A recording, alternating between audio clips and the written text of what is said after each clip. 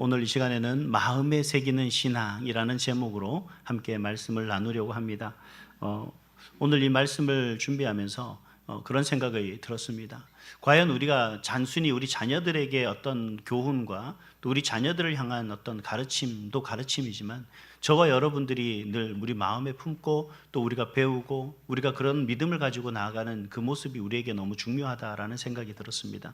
그래서 오늘 이 시간에는 두 가지로 오늘 말씀을 함께 나누려고 하는데, 먼저는 우리 모두에게입니다. 우리 자녀들에게 뿐만 아니라 우리 자녀들을 포함한 우리 모두에게 하는 그러한 가르침, 성경이 오늘 본문에서 말씀하시는 그 말씀 한 가지와, 그리고 우리 부모에게, 그리고 부모를 준비하는 우리 세대들에게 과연 우리가 어떤 부모가 되고 또 어떤 부모가 되어야 되는지, 부모에 대한 그런 모습들을 함께 나누려고 합니다. 그래서 먼저는 우리 신앙, 그러니까 우리 각자에게는 신앙을 어떤 태도, 우리의 신앙의 태도가 어떻게 되어야 되느냐 하는 부분의 한 가지와, 또 우리가 신앙에 대한 어떤 그 교육에 대한 책임이 과연 우리에게 신앙에 대한 책임이 과연 어떤 것인가, 이제 이 부분을 나누려고 하는데, 제가 왜 이 부분을 말씀을 드리려고 하냐 하면, 사실 우리 모두의 신앙의 삶의 모습 속에서 우리가 생각하고 우리가 가지고 있는 것은 참 좋은 모습은 아닌 것 같습니다. 소위 이런 거죠. 위탁이라는 겁니다.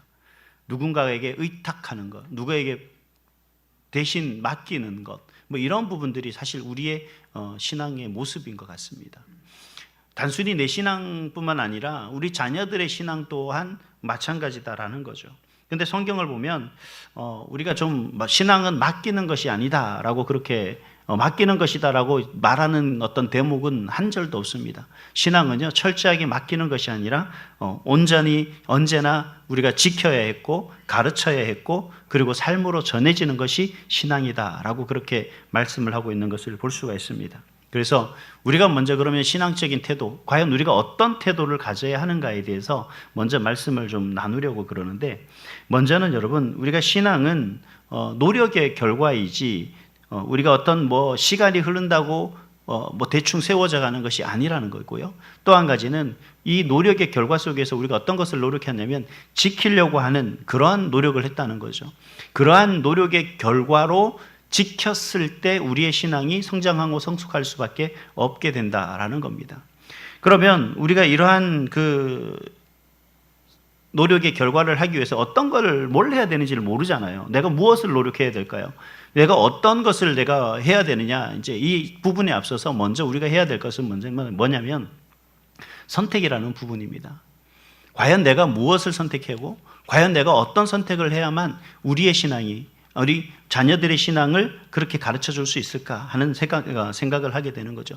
사실 여러분, 부모가 잘못 선택하는 것, 죄송합니다. 원고가 좀 많아서 빨리 하려고 하다 보니까 우리가 부모라는 부분에서 내가 사실 어떤 신앙의 삶을 살고 있고 그 어떤 신앙의 삶을 살아왔는지를 올바른 선택을 한다는 건 쉬운 일이 아니죠. 근데 사실 우리가 올바른 선택을 하기도 했지만 잘못된 선택을 하기도 했었습니다. 근데 이게 잘못된 것이 아니라, 여러분, 이 경험을 누구에게 가르쳐 줄 수 있느냐? 여러분, 부모는 이 부분을 자녀들에게 가르쳐 줄 수 있다는 거죠.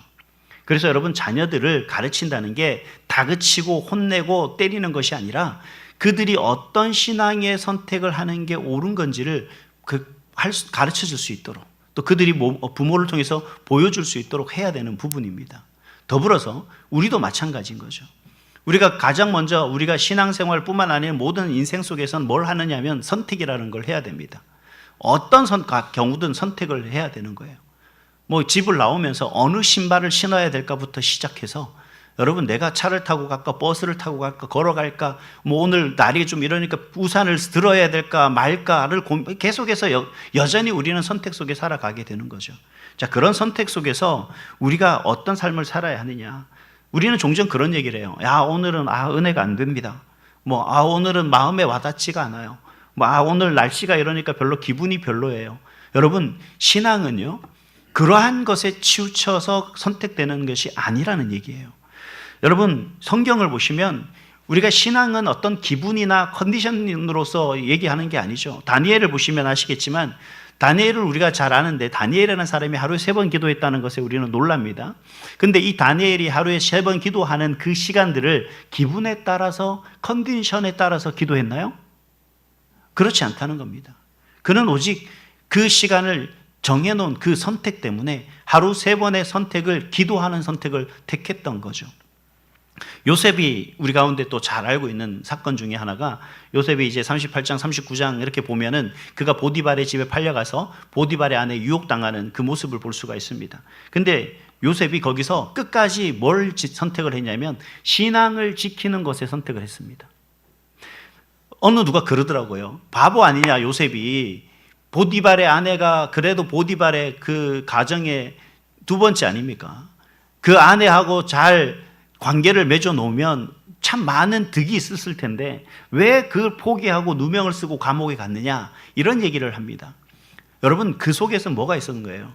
세상적인 어떤 그러한 모습보다, 가치관보다 요셉이 바라고 원했던 건 뭐냐면 하나님과의 관계, 즉 하나님을 믿는 신앙을 그가 선택했다는 겁니다.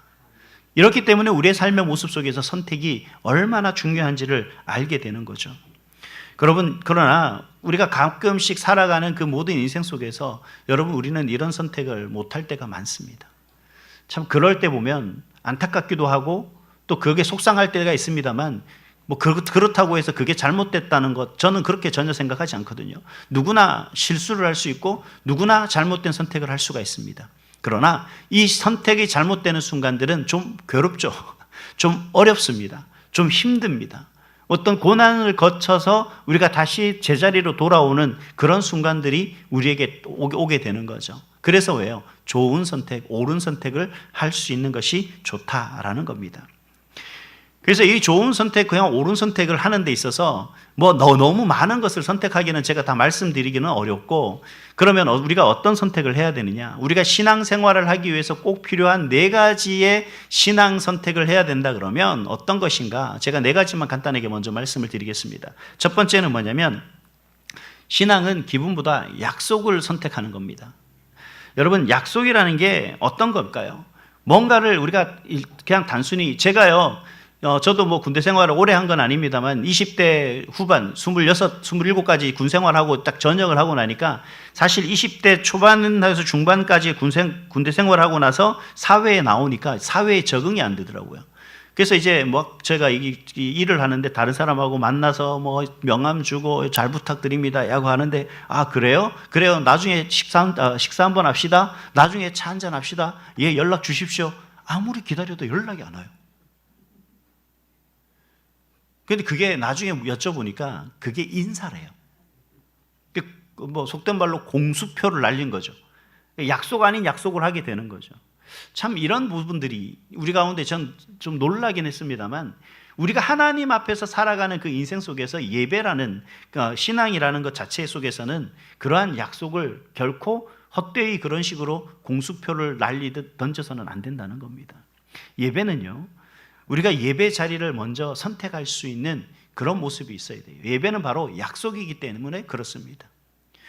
요즘 모 교회에서는 토요일 저녁에 주일 예배를 드린다라고 하는데, 저는 이 신학적 개념과 우리가 예배하는 이 주일 예배의 개념 속에서는 옳지 않다고 생각을 합니다. 제 개인적으로 그렇습니다.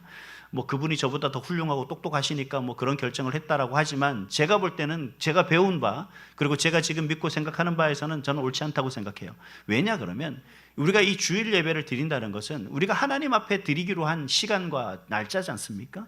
그러면 그렇게 약속한 그 시간을 우리의 편의에 따라서 요즘 세대에 맞춰서 뭔가 바뀌고 변화한다는 것은 그건 옳지 않다고 생각합니다. 즉 예배에서는요, 항상 하나님을 먼저 선택해야지 사람을 선택하는 것이 아니라는 겁니다. 기도도 마찬가지입니다. 기도도 시간을 먼저 정해놓는 거지 그것이 약속이거든요. 그 기도 시간을 약속하고 하나님 앞에 무릎 꿇고 나가는 건데, 우리는 그러한 약속을, 그러한 선택을 하지 않는다는 거죠. 말씀도 마찬가지입니다. 우리가 말씀을 읽을 때 그 말씀이 우리 삶의 기준이 되도록 해서 그 말씀을 읽어야 되고, 그 말씀이 곧 하나님께서 우리에게 하신 약속의 말씀이라는 것을 믿고 나가야 되는데, 사실은 그 약속의 말씀이 아니라 내가 필요한 말씀을 찾으려고 성경을 읽는 경우가 종종 있다는 거죠. 이 모든 것들은 약속에 근거한 것이 아니라는 겁니다. 즉 우리의 마음에 뭔가 그 마음에 들도록 뭔가를 계산하고 선택하는 거지, 정말 하나님의 약속에 따라서 내가 그 하나님 앞에 온전히 내 마음을 올려드리는, 그리고 그 하나님 앞에 겸손히 내가 나가는 모습은 아니라는 거죠. 우리가 하나님을 믿고 또 하나님 앞에 나가는, 그리고 또 우리 학생들이 우리 학교에서 선생님에게 뭔가 질문을 해나갈 때 그런 게 있잖아요. 보통 상담을 하러 오는데, 상담을 하러 올 때는 목사님 이제 저는 교회를 떠나기로 했습니다 라고 할 때는 그분은 상담이 아니에요. 통보하러 오는 거지.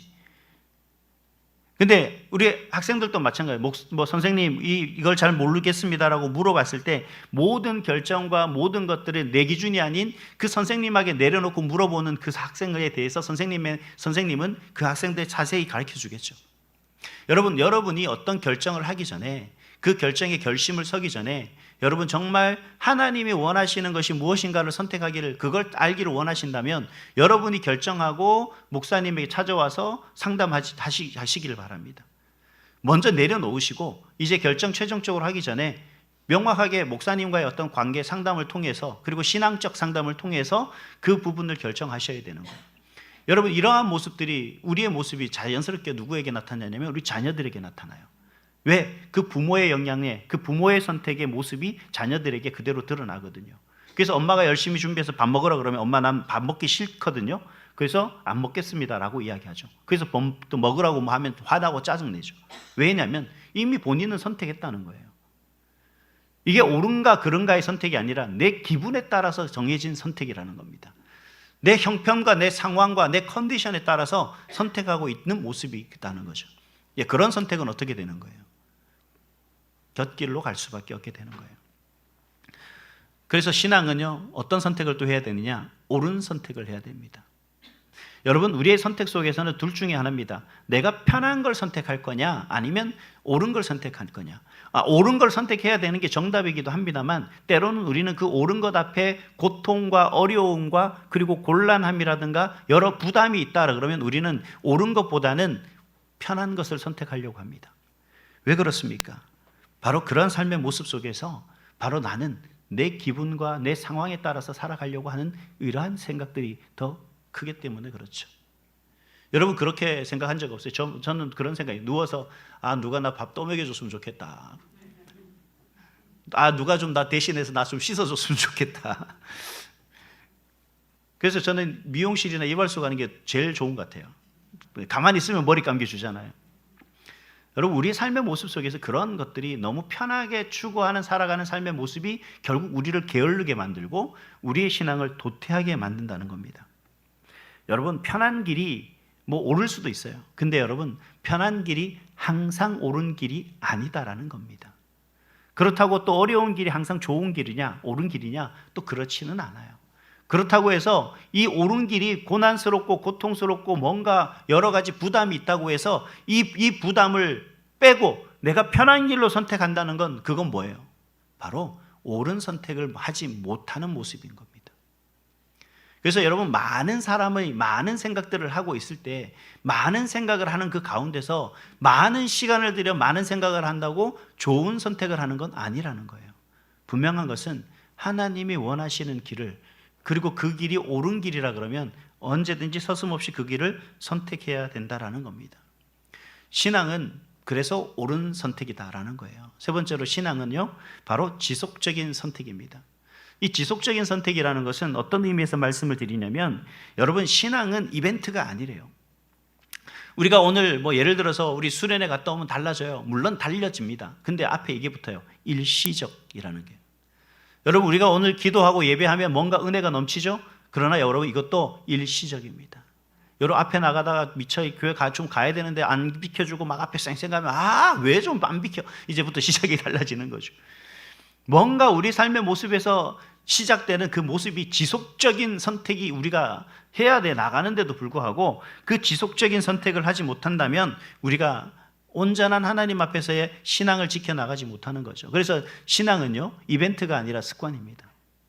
여러분, 습관적으로 하나님 앞에 감사를 하고, 습관적으로 하나님께 정말 예배를 드릴 수 있는 그 모습이 돼야 되고, 또 습관적으로 기도하는 그 모습이 돼야 되는 겁니다.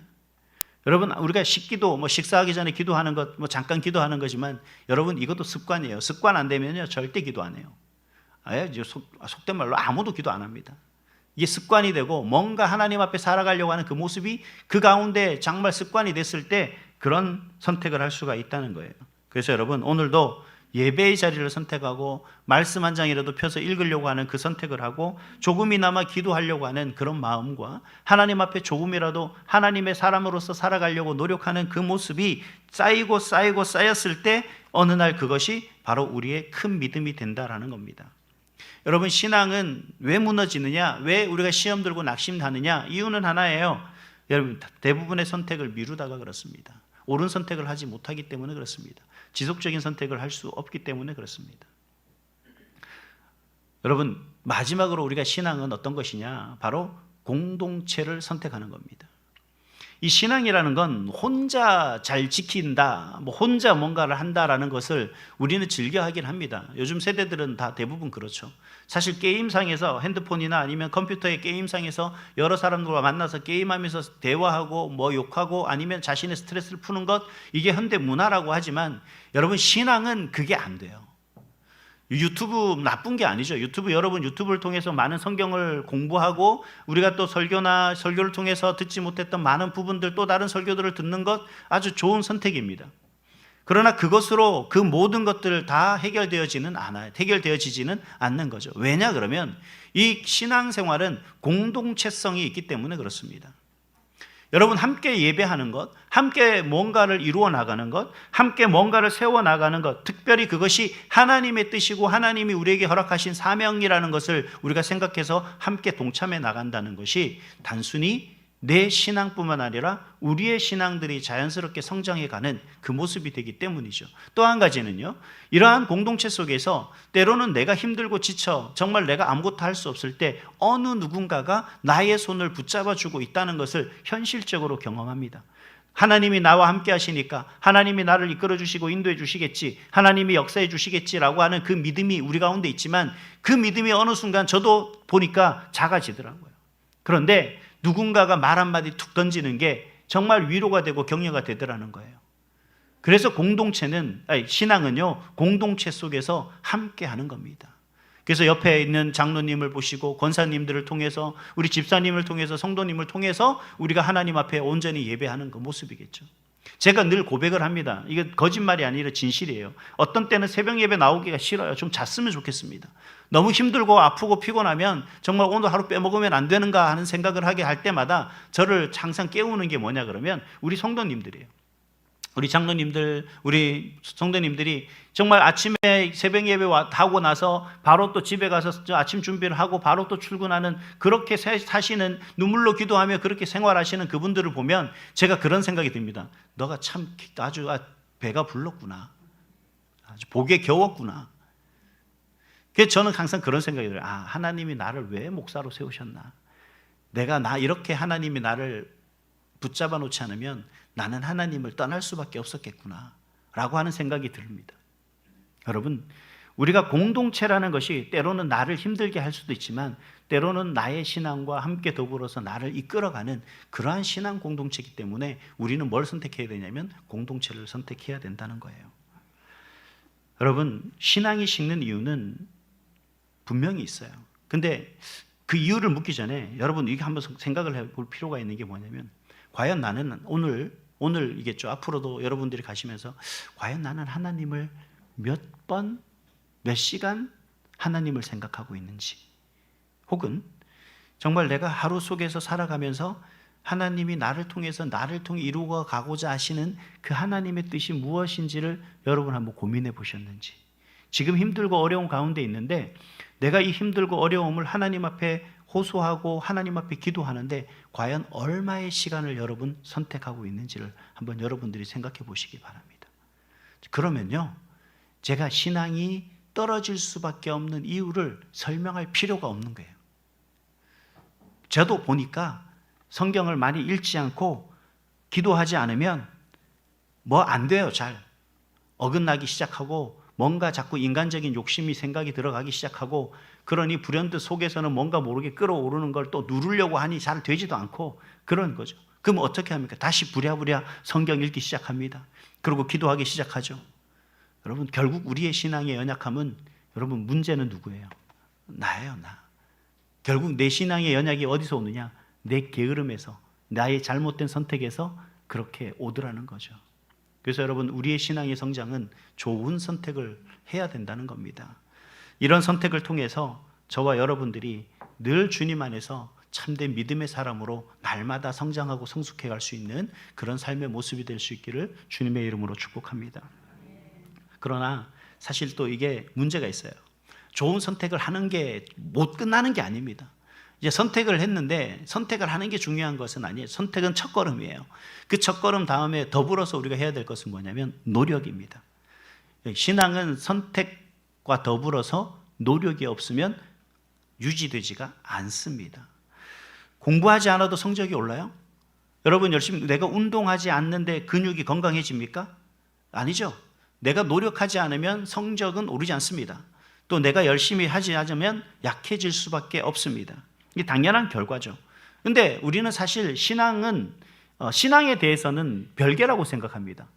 그저 단순히 예배에 참석하는 것, 제가 분명히 드리는 게 아니에요. 예배를 참석하는 것, 그리고 그 예배 속에서 하나님의 은혜를 공유하거나 하나님의 은혜를 경험하거나 하나님의 뭔가 말씀하시는 것에 내 마음에 뭔가 찔리고 그걸 통해서 내가 회개하고 또 하나님 앞에서 내가 어떻게 살아야겠다라고 결단하는 것으로 끝나는 것이 아니에요. 이어서 이것이 우리의 삶의 실제가 되어야 되는 겁니다.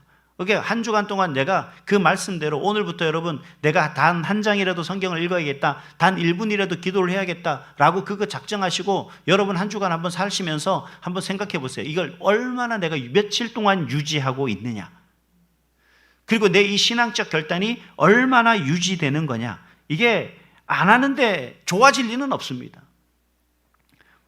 못하는데 잘하지는 않는다는 거죠. 그래서 우리는 이 신앙의 모든 부분 속에서 우리가 정말 하나님 앞에 뭔가를 잘하게 하든 아니면 그 부분 속에서 뭔가를 우리가 달라지게 하기 위해서는 뭘 해야 되냐면 노력이라는 걸 해야 됩니다. 그 노력이 바로 우리의 신앙을 유지하게 되는 결과인 거죠. 공부도 마찬가지고 모든 삶의 모습도 그렇습니다. 그래서 신앙은 잘하든지 식든지 둘 중에 하나예요. 근데 분명한 것은 방치하면 약해집니다. 노력하지 않으면 유지되지가 않습니다. 그래서 우리는 항상 그러네요. 오늘 예배 드렸으니까 한 주간 동안 쫙 유지되겠지. 어린 반푼어치도 없습니다. 어느 순간 보면 하나님과 동떨어진 삶을 살아가고 있는 거예요. 모습이 보여요. 며칠 지나고 나니까 그저 세상 사람들과 달라? 뭐가 다르지? 전혀 다른 게 없어요. 똑같은 생각과 똑같은 삶의 어떤 사고를 가지고 가치관을 가지고 살아간다는 거죠. 자, 그렇다면 우리가 어떤 노력을 해야 되냐, 뭐에 대해서 노력을 해야 되느냐, 이것도 간략하게 4가지로 말씀드리겠습니다. 첫 번째는 뭐냐면 예배는 여러분 지키는 훈련입니다. 단순히 우리가 예배를, 이 용어도 바꿔야 돼요. 예배를 본다 그러는데 여러분 본다라는 입장은 뭐냐면 참관인이에요. 예배를 본다라고 하는 용어를 쓰는 건 TV 보는 것과 똑같은 거예요. 여러분들이 그 예배의 주인공이고 여러분들이 예배의 제사장이 되어서 내가 예배를 드리는 건데 우리는 예배를 본다라는 거죠. 그러니 뭐가 되는 거예요? 제가 제일 싫어하는 게 찬양단이 찬양 끝나고 화장실 간다고 우르 나가는 모습을 저는 제일 싫어하거든요. 그건 예배의 한 부분이 이제 시작일 뿐이거든요. 그러니까 내가 뭔가 예배의 순서를 맡았을 때 그 순서만 끝나고 나서 뭔가 화장실 가거나 아니면 나는 저 뒤에 앉아서 졸고 있고 자고 있고 주무시고 계신다면 그거는 온전한 예배를 드리는 게 아니죠. 그냥 순서 맡은 자로서 그 순서만 끝나고 뒤에서 참관하는 거예요. 진정한 예배는요, 우리가 주인공이 돼서 드리는 거예요. 그래서 예배는 지키는 겁니다. 뭘 지키는 거예요? 예배자로서 예배의 자리를 지키는 훈련을 해야 되는 거예요. 여러분, 우리가 신앙을 지키기 위해서 붙드는 최소한의 자리가 이 예배의 자리가 아니라 그 자리는 최선의 자리가 돼야 되는데 우리는 그거의 최선이라고 생각해요. 아니에요. 그 자리는요, 최소한의 자리입니다. 늦잠을 자고 싶을 때도 예배를 선택하는 것, 다른 약속보다도 예배를 우선하는 것, 이게 여러분 결코 쉬운 게 아니거든요. 근데 우리는 이 지키는 훈련이 여러 가지 앞에서부터 옳은 선택보다는 편한 선택을 하기 마련이고요. 좋은 선택보다는 좀 더 내가 편하고 내가 쉽고 그러한 어떤 관계 속에서 그냥 결정하는 그 선택이 우리 가운데 있게 되는 거죠. 그래서 예배는 지켜지지 못하게 되는 겁니다. 또 한 가지는 어떤 노력을 해야 되냐면 말씀은 붙드는 습관입니다. 예, 성경을 읽으라고 하는데 늘 그런 얘기, 목사님 읽어도 몰라요. 저도 읽어도 다 모릅니다. 창세기 열심히 읽다가 보고 딱 레위기 넘어가면 창세기의 어떤 얘기들을 하나도 모르겠어요. 또 잊어버려요. 또 찾아보면 또 이해가 되는데 또 이제 넘어가면 모르고. 여러분, 성경은 제가 공부하면 공부할수록 도저히 모르겠는 게 성경인 것 같아요. 그래서 전 그런 생각이, 지금까지 설교했으면 설교가 좀 쉬워야 되는데 가면 갈수록 어려워지는 게 이 설교인 것 같습니다. 어떻게 해야 될지, 사실은 제가 이 설교를 진금 예배를 해야겠다고 한 달 전에 제가 들었는데 그때부터 고민을 하기 시작했어요. 하나님, 도대체 진금 예배를 어떻게 드려야 되고 어떻게 설교해야 됩니까?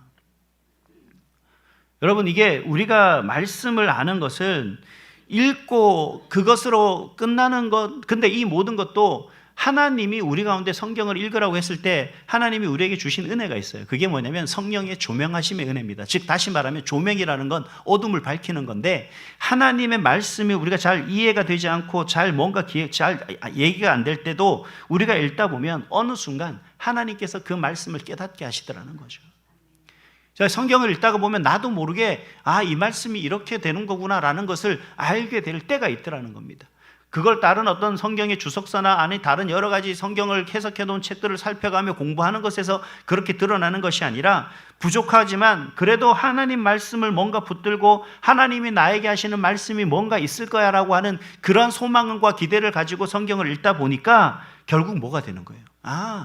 이 말씀이 나를 위한 말씀이구나. 그래, 내가 이렇게 나가야 되는구나. 그래, 지금 나는 이 말씀 붙들고 살아가야겠구나 라고 하는 그러한 마음의 울림이 있더라는 거예요. 그래서 여러분, 힘들고 어려울 때 뭘 붙들라는 거예요? 말씀을 붙들라는 거예요. 하나님의 약속을 붙들라는 거예요. 그래서 제가 지난번인가 그랬잖아요. 우리 교회 어떻다고요? 요즘 힘드세요? 아니요, 잘 되고 있습니다.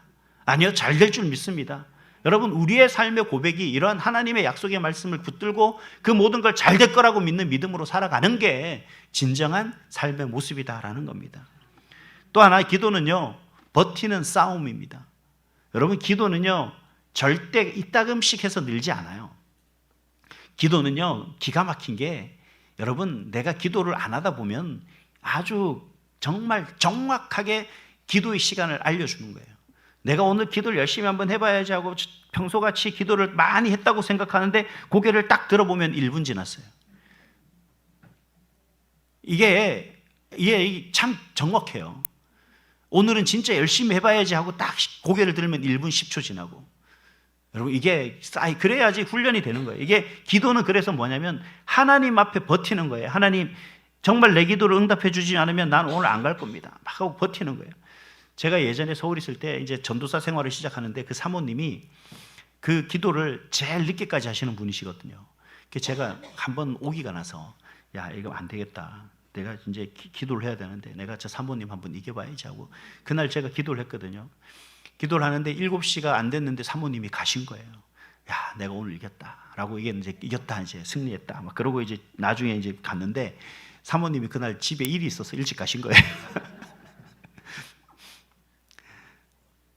근데 그 기도가 훈련되고 기도가 자신에게 어떤 시간들 붙잡고 있는 그 모습이 건강하면 어떻게 되는 거예요? 충분히 그렇게 되는 거예요. 그래서 기도는 버티는 겁니다.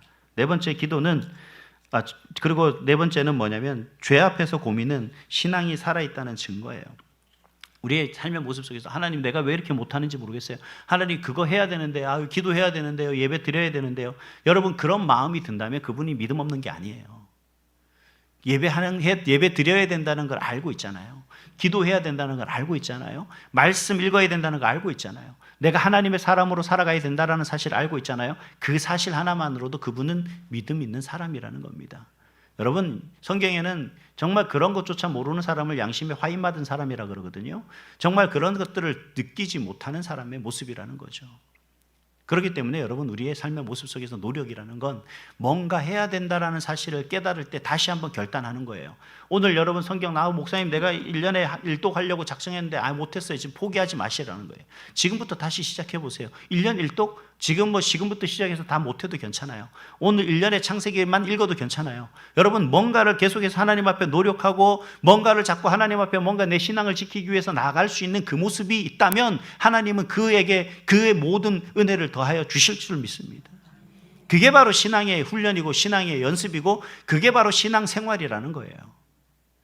여러분 이 모든 것들을 우리 자녀들이 알아야 되고 우리도 알아야 되겠죠. 우리도 또 경험했다는 겁니다. 자, 그렇다면 과연 오늘 신앙에 대한 책임에 대해서 우리 부모들의 입장에서 우리가 좀 더 우리 부모들에게 좀 말씀을 드리려고 합니다. 마지막으로 뭐냐면 한 사람의 신앙은 개인의 선택이지만 그 선택을 가능하도록 환경을 만들어주는 그러한 존재가 있어요. 그 존재가 누구냐면 바로 부모입니다.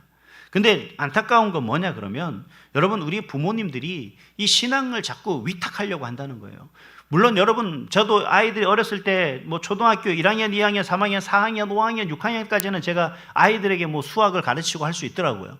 근데 6학년 2학기쯤 넘어가기 시작하니까 도저히 못 가르치겠더라고요. 그 당연히 학원을 보내야죠.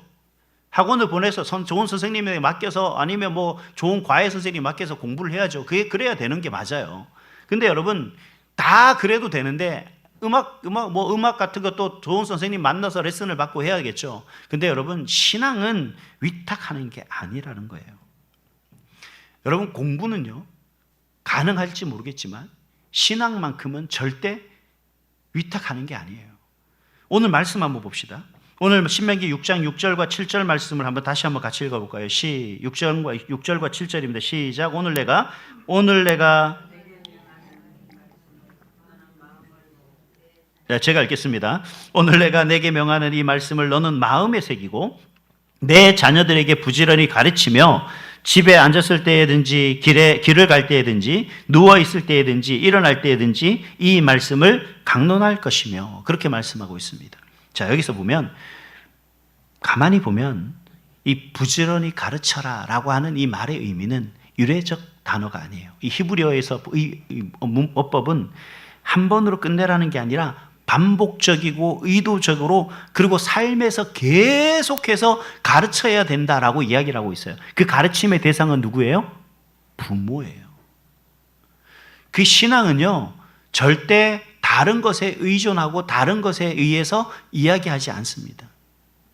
우리가 뭐 유대 랍비들의 교육 뭐 이런 것들을 많이 이야기할 때 한 가지 제가 아쉬운 부분이 뭐냐면 그 랍비들이나 뭐 그 유대인들의 교육이 왜 잘 교육하냐면 부모와의 관계 속에서 그들의 신앙 교육이 이루어지기 때문에 그렇습니다. 아버지가 그들을 신앙적으로 교육하고 엄마가 그들의 신앙을 교육하고 있다는 거예요. 그래서 율법을 가르치고 그리고 그들의 삶의 모습 속에서 그의 삶의 습관 속에서 어떻게 하나님의 사람으로 살아가야 되는지를 가르치고 있다는 거예요. 근데 우리는 그러죠. 아니 우리가 앞에서 제가 말씀드렸지만 아니 목사님 우리는 잘 모르잖아요.